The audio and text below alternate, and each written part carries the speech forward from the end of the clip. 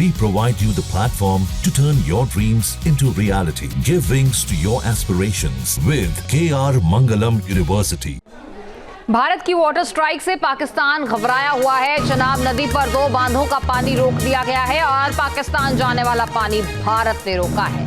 बगलिहार और सलाल डैम के गेट बंद किए गए हैं, जहां किशन गंगा बांध को बंद करने की भी तैयारी चल रही है। ऐसे में पाकिस्तान के पसीने छूट रहे हैं। पाकिस्तान के खिलाफ भारत की वाटर स्ट्राइक में वूलर झील काफी अहम है। वूलर झील से न्यूज नेशन संवाददाता मधुरेंद्र कुमार की ये ग्राउंड रिपोर्ट भी आप देखिए।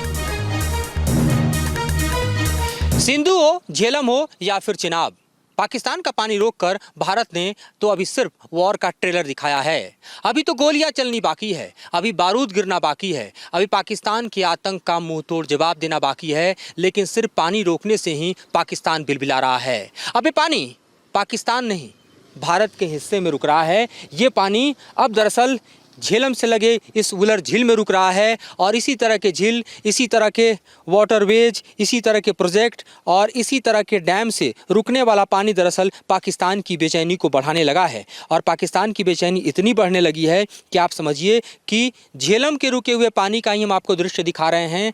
ये सूखा अब नहीं रहेगा, ये वूलर अब हमेशा गुलजार रहेगा और इसके कारण पाकिस्तान की बढ़ती बेचैनी आप समझ सकते हैं। पाकिस्तान को अब भारत के वो तमाम प्रोजेक्ट डराने लगे हैं, सताने लगे हैं, जो झेलम पे हो या चिनाब पर या फिर सिंधु पर या उससे लगे हुए अन्य ट्रिब्यूटरीज पर फिर से बनने शुरू हो गए हैं, रिवाइव होने शुरू हो गए हैं। पानी को डाइवर्ट कर भारत अब अपने खेतों को सींचेगा, अपने इलाके को हरियाली लाएगा और पाकिस्तान पूरा सूखा रह जाएगा। यही वजह है कि पाकिस्तान के हुक्मरान अब ये चिल्ला रहे हैं कि वो भारत के प्रोजेक्ट पर हमला करेंगे। दूसरी तरफ बिलावल भुट्टो की बिलबिलाहट भी दुनिया ने सुनी है, जो कह रहा है कि पानी बहेगा या खून बहेगा। आप समझ सकते हैं कि असर कितना ज़ोरदार है। आप समझ सकते हैं कि वाटर स्ट्राइक कर कर किस तरह से भारत ने समूचे पाकिस्तान को दहला दिया है। इस वक्त हम मौजूद हैं एशिया के दूसरे सबसे बड़े झील वूलर झील पर। एक ऐसा झील जो कि लेंस में नहीं समा सकता, इसका क्षेत्रफल इतना ज़्यादा है। लेकिन पाकिस्तान के साथ सिंधु जल समझौता जैसे ही हॉल्ट हुआ है, उसका एक बड़ा असर इस झील पर भी पड़ने वाला है।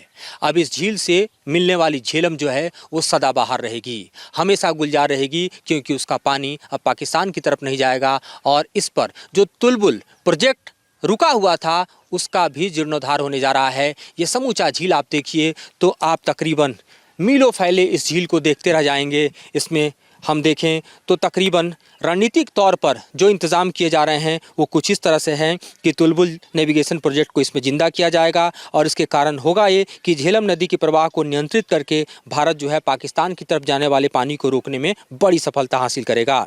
साथ ही श्रीनगर से बारामूला तक जल परिवहन की सुविधा भी मिलेगी और इसके अलावा इससे अर्थव्यवस्था स्थानीय जो है वो बेहतर हो पाएगी और पाकिस्तान की तरफ इस पानी के जाने से उनकी जो अर्थव्यवस्था बेहतर हो रही थी वो चौपट हो जाएगी।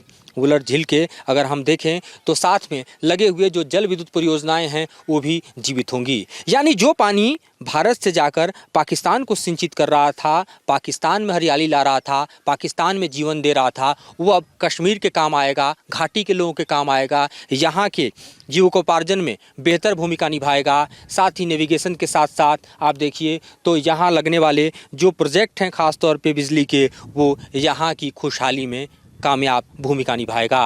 तो पानी जो आज की तारीख में देखें तो भारत और पाकिस्तान के बीच का सबसे बड़ा केंद्र बन चुका है। पहलगाम आतंकी हमले के बाद भारत ने सिर्फ पाकिस्तान का पानी नहीं रोका है, सिर्फ सिंधु जल समझौते को ही विराम नहीं लगाया है, बल्कि यूं कहें कि पाकिस्तान की सांसें रोक दी हैं, क्योंकि पाकिस्तान की जो समूची अर्थव्यवस्था है वो भारत से जाने वाले पानी पर निर्भर करता है।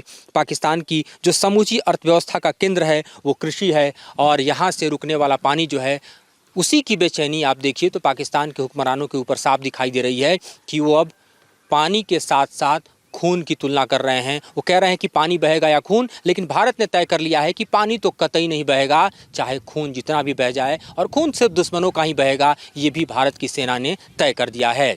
और वूलर झील के साथ आपको हम दिखा रहे हैं कि किस तरह से भारत जो है एक बड़ा झटका पाकिस्तान को दे चुका है और यहाँ का जो तुलबुल प्रोजेक्ट है उसको रिवाइव करके भारत ने पाकिस्तान को बता दिया है कि अब किसी भी कीमत पर पाकिस्तान की जो सांसें हैं जो भारत के पानी से चलती हैं वो अब नहीं चलेंगी। धड़कनें थम सी गई हैं पाकिस्तान के हुक्मरानों की भारत के इस फैसले से, और पानी इस वक्त आप देखें तो बम की तरह काम करता हुआ दिखाई दे रहा है।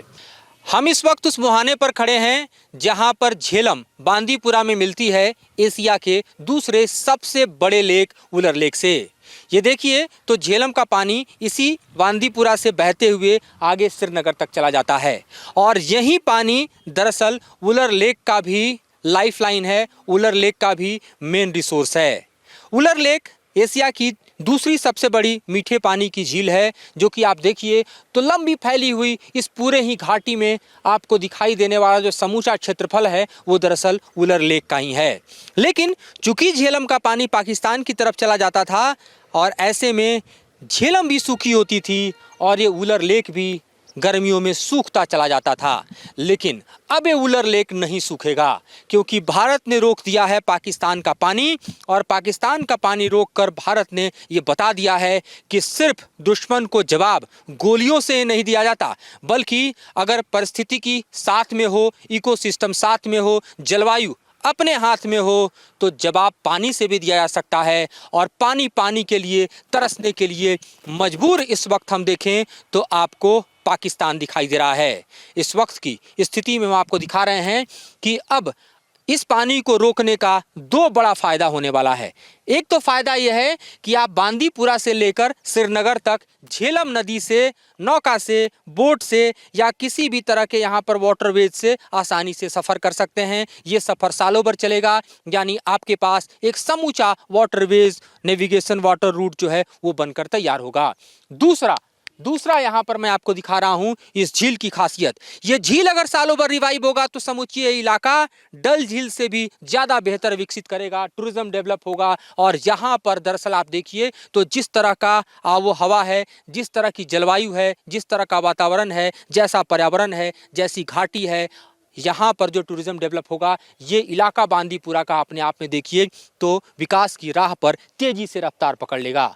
और यही है दरअसल प्लान, जिसके तहत देखिए तो फिर से यहाँ पर कई प्रोजेक्ट्स रिवाइव किए जा रहे हैं ताकि वुलर झील की ज़िंदगी लौटे, वुलर झील में फिर से एक बार खुशहाली आए, और यहाँ वुलर झील से लगा हुआ जो समूचा इलाका है वो खिलखिलाए। यहाँ रहने वाले लोग जो हैं उनकी ज़िंदगी में भी सालों भर खुशहाली आए। जो पानी पाकिस्तान के काम आता था वो पानी अब जम्मू कश्मीर के इस इलाके का काम आएगा, इस इलाके को सिंचित करेगा, इस इलाके को विकसित बनाएगा।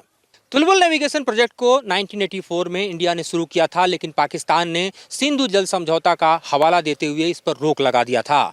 लेकिन अब चूंकि सिंधु जल समझौता डिरेल हो चुका है, सस्पेंड हो चुका है, लिहाजा भारत इस प्रोजेक्ट को फिर से शुरू कर रहा है। इस प्रोजेक्ट के तहत झेलम का पानी अब पाकिस्तान की तरफ नहीं जाएगा, बल्कि वुलर झील में बचा रहेगा, सालों भर वुलर इस झील में रहेगा। और जाहिर तौर पर इसके लिए इस प्रोजेक्ट के तहत 8 फीट ऊंचा एक नियंत्रण संरचना यानी नेविगेशन लॉक कम कंट्रोल स्ट्रक्चर बनाया जाना है।